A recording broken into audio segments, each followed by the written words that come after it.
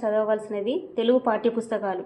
పాఠ్యపుస్తకాలు కన్నతల్లితో సమానం. ఎందుకంటే ప్రతి ఒక్క ప్రీవియస్ పేపర్ని చూసినా టెక్స్ట్ బుక్ నుంచి ప్రశ్నలు రావడం జరుగుతుంది.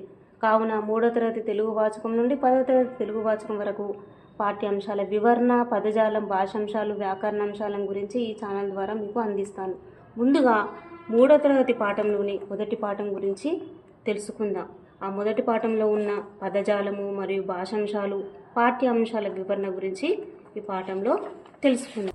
ఇవి సంసిద్ధత పాఠాలు 2వ పేజీ నుంచి 22వ పేజీ వరకు ఉన్నాయి.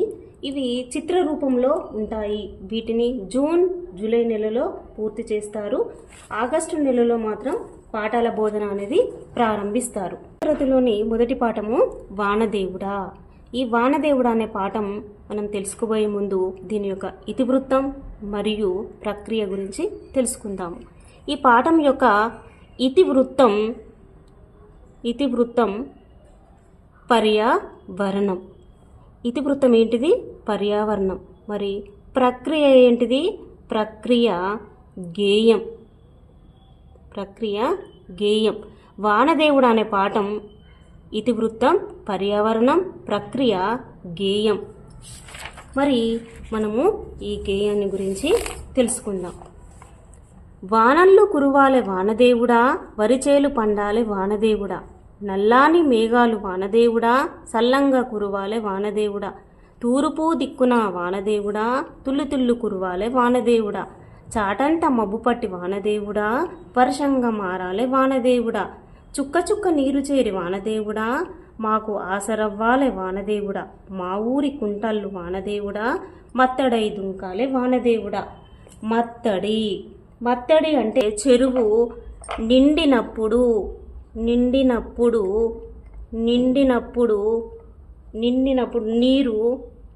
నీరు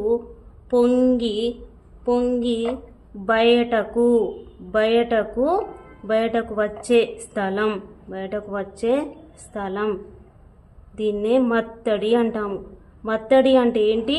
చెరువు నిండినప్పుడు నీరు పొంగి బయటకు వచ్చే స్థలం. మత్తడి దుంకాలే వానదేవుడా, చెరువులన్నీ నిండాలే వానదేవుడా, అలుగులై పారాలే వానదేవుడా. అలుగు అన్నా కూడా మత్తడియే. పెద్దలంతా కలిసి వానదేవుడా, కాలువలు తవ్వాలే వానదేవుడా, బీడు భూములన్నీ వానదేవుడా, బిరాన తడవాలే వానదేవుడా. బీడు అంటే అడవిలో ఉన్న భూములన్నీ అవన్నీ తడవాలి. బిరాన అంటే తొందరగా. బిరాన అంటే అర్థం ఏంటిది? తొందరగా అని అర్థం. నెక్స్ట్ పడావు భూములన్నీ వానదేవుడా. పడావు అంటే బీడు భూములు, పనికిరాని భూములు, అడవిలో ఉన్న భూములన్నిటినీ పడావు భూములు అని అంటారు. పంట చేలవ్వాలి వానదేవులా అంటే పనికిరాని భూములన్నీ అవి పంట చేలు కావాలి ఓ వానదేవుడా అని కవి కోరుకుంటున్నాడు. 12 పరగణాల వానదేవుడా, 12 పరగణాల. పరగణము అంటే భూమిలో కొంత భాగం. పరగణము అంటే ఏంటిది? భూమిలో కొంత భాగం. పరగణము అంటే భూమిలో కొంత భాగం.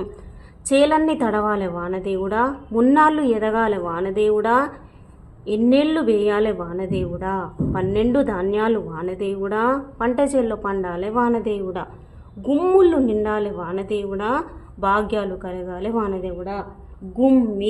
గుమ్మి అంటే ధాన్యం నిల్వ చేసేది. గుమ్మి అంటే ధాన్యం నిల్వ చేసేది. దీనినే గుమ్మి అని అనడం జరుగుతుంది. పేదసాద బతకాలి వానదేవుడా, గొడ్డు గోద బతకాలి వానదేవుడా, కూలినాలి దొరకాలి వానదేవుడా, వెతలన్నీ తీరాలే వానదేవుడా. వెత అంటే బాధ. వెత అంటే ఏంటి? బాధ. వలస బోయినోళ్ళంత వానదేవుడా, ఊళ్ళకు రావాలి వానదేవుడా.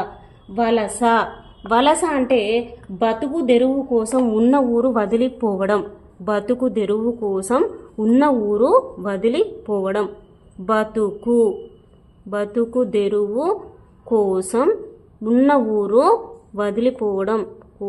ఉన్న ఊరు